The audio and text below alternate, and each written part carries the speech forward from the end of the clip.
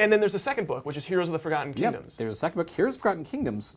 Now, this is an entry point. If you've played the basic classes, you're looking for something a little more exotic, like if you want to play a Drow, a Dark Elf, or if you want to play a Dragonborn, or classes like Paladin, Ranger, Druid, things that are not necessarily the absolute essence of D&D, but are still important parts of it, and give you a different play experience. And so one of the things we did here, and very much a very similar approach in the design, it's accessible to new players.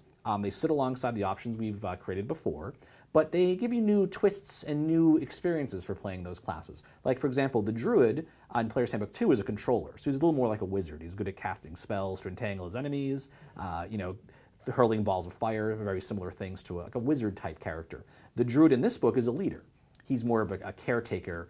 He heals his comrades. So it's a different play experience. If you played a Druid in the past and you like playing Druids, well, here's a new experience you can explore, a different type of character. Still a Druid, but a different play experience. What I like about the approach here is we've added something into these books that will appeal to all players. If you are showing up right now, for example, to D&D Encounters, which happens every Wednesday night, and you're a newer player to 4th edition, this is a great entry point for you. Once again, the price point of each of these books is $19.95, so that barrier to entry is a little bit lower.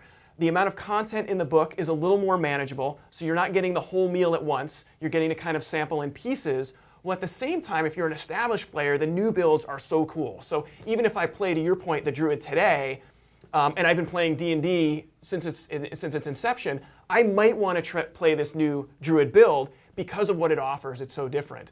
The other nice thing I like about these books is, once again, and this is a common theme with Essentials, we're compartmentalizing how we present the content. So in this book, all you're getting and the pure focus is character creation. So if I want to play a hero and I want to create a character, everything I need to know is in this book, and there's nothing extra that I might not want to know or might get in the way of learning what I need to learn.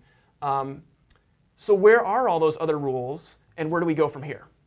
By the way, there's one product that we just wanted to slide in before we go on to everything else you see here, and that is the D&D dice. This is one of the D&D Essentials products. Everybody needs dice.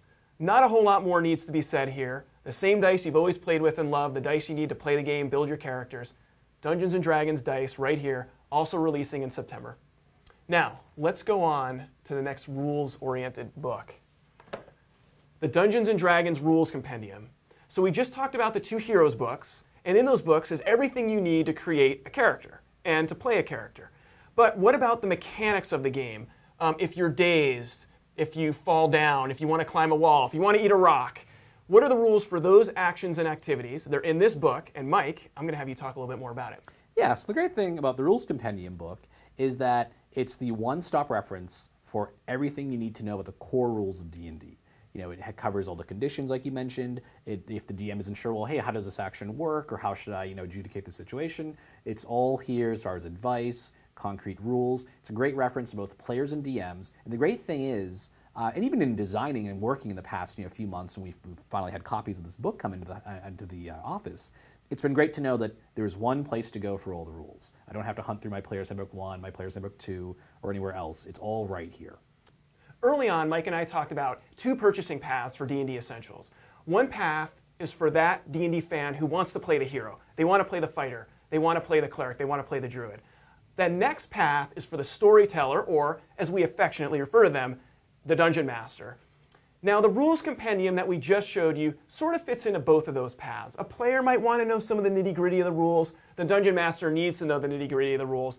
This next product fully lands in the Dungeon Master's wheelhouse. It is the Dungeon Master's kit. It's very hefty. There's a lot in this box, and Mike is going to walk you through it.